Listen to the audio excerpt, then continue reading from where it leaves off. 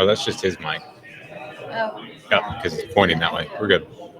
That's not it's David's headphones.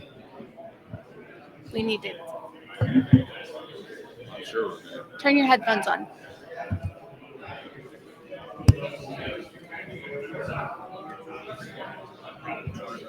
Thank you. Thank you, David. Sorry, he went to get me coffee and now we are. So I'm sorry. Hey, the important stuff. Yes. You gotta, I mean, I don't know how you make it through this stuff without it. Yeah, So you just want me to start from here? the drug of choice. Yeah, go ahead. All right, Amanda. 3, 2. Welcome back to SEC Media Days as we broadcast live from Radio Row, the College Football Hall of Fame. Want to be sure and thank our friends at City Heating and Air Conditioning for making this possible, along with our friends at Bassey Lawn and Garden. Man alive, it's worth the drive. We're joined now by ESPN superstar Benjamin Watson. Ben, how are you, sir? I'm doing well. How are you guys enjoying SEC Media Days, Radio Row? Yeah, it's kind of rocking right along. How many interviews have you done so far? Not too many. I mean, I think you guys are maybe number 6 or so. So not. I'm still fresh. I'm still good. Yeah, I believe in you. You Yeah, look I'm like good. you could still play. What are you doing? Looks are deceiving. I just look this way, but if you actually saw me run around and actually knew how I felt, then you probably wouldn't say that. But I appreciate that. I got kids, so I got to stay in shape for them. So. That's what I hear. Yeah, you got to. They keep you young or they run you into the ground. So it's one or the other. Hey, I want to get to the SEC, but first, what's your favorite off-air moment, maybe glitch or something that happened at ESPN that was funny that you tell friends about? Oh man, I don't know. Actually, the funniest thing that happened was before I even worked at SEC Network. I was doing some playoff stuff for the NFL, and I was sitting on set, and the anchor there. I'm not even going to say her name because you know exactly who she is. But a woman was adjusting her makeup, and then we all of a sudden went live, and I've never seen a stiff arm that hard in my life. She stiff armed the girl out, and I was still playing at the time. I was just doing some stuff for the playoffs. She stiff armed the girl out of the live camera shot, and then just proceeded like nothing happened. And I said, live TV is crazy. Yeah. Live TV is crazy. You never know what's going to happen. I know firsthand. Don't mess with a co-host who is working on her makeup. Let's turn it to the SEC. Georgia, pretty good. They did all right last year. They did okay.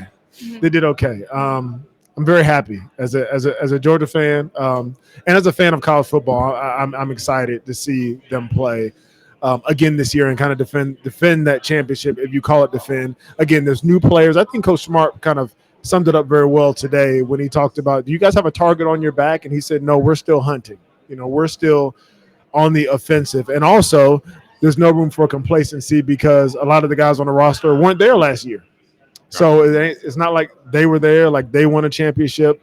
And I think that's the fun thing about college football is that you get a new crop of recruits, or now with the transfer portal, you get 15 new transfers, and how quickly you're able to assimilate them into your program really will show how successful you're going to be.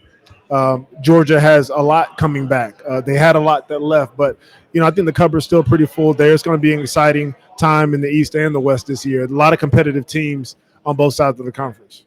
The SEC East, talking about that, you see a lot of teams there this year have kind of readjusted to everything, and we see I feel like a lot of ups and downs and movement amongst, because you in the West you have the Alabama and you have Texas A&M and you have LSU. In the East it's Georgia and it's everybody else after that. Yeah. How do you see the SEC East shaking up this season?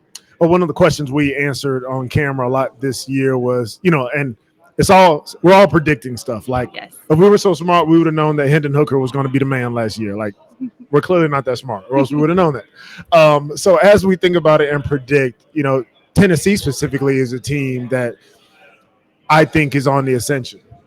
And second year under Heupel, you mentioned kind of that middle ground in the SEC East where you've got Kentucky, who had a great year last year. They won, I think, 4 straight bowl games.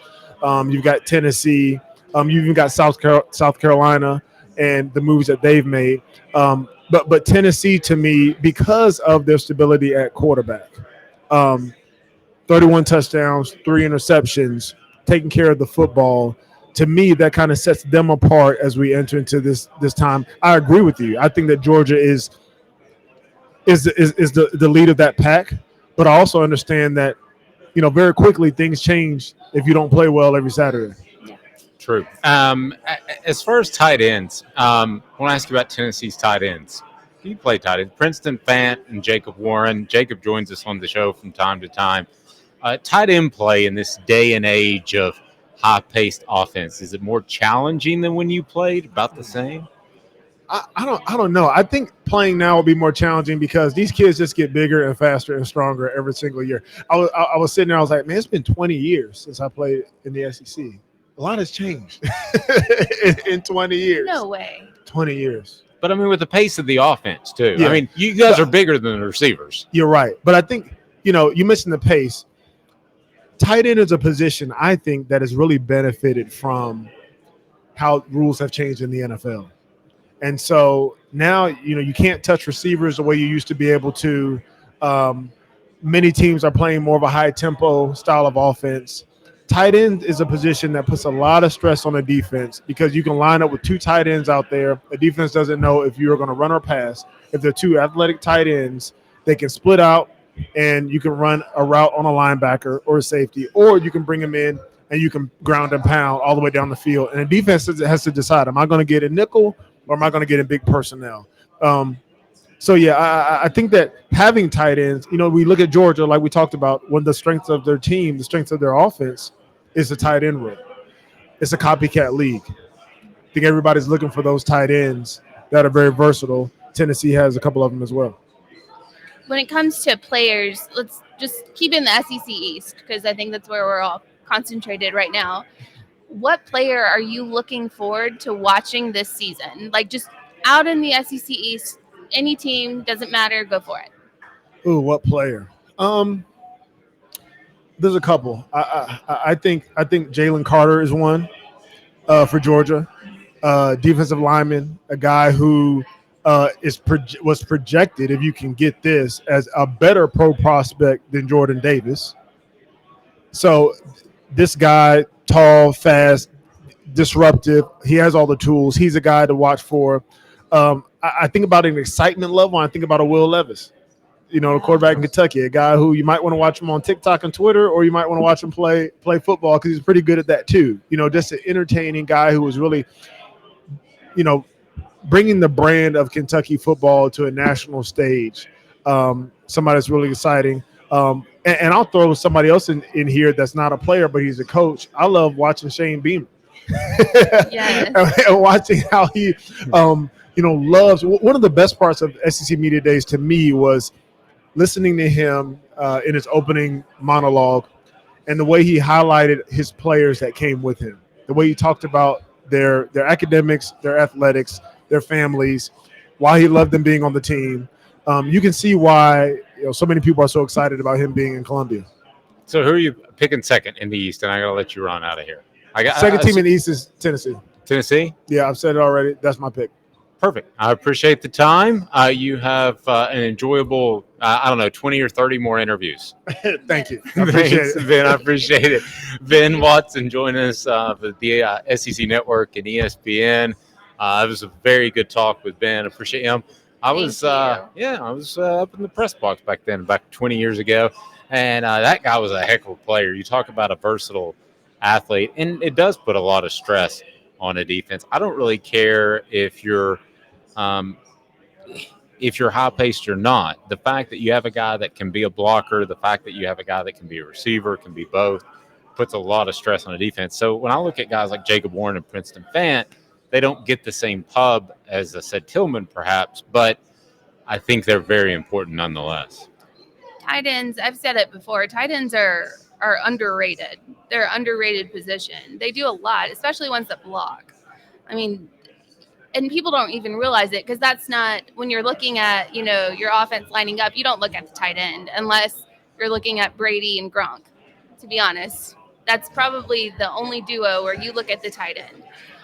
However, they are way underrated and way undervalued. And like I said, when I go to do my fantasy football, my second choice is always a tight end because there are very few out there that are elite tight ends, and I think we have one at Tennessee.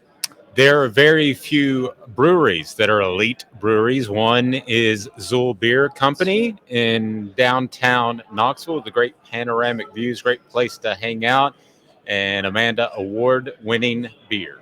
Yep, won gold for best hazy IPA by the World Beer Cup. So that was pretty exciting. But like you said, it's great views out there. Bridge Burgers every Friday and Saturday, which if you haven't had one, it's literally the best burger in town.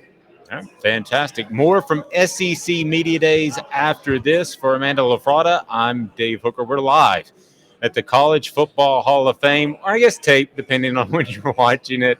Oh, digital. More after this as we'll continue to talk SEC football in Atlanta, Georgia.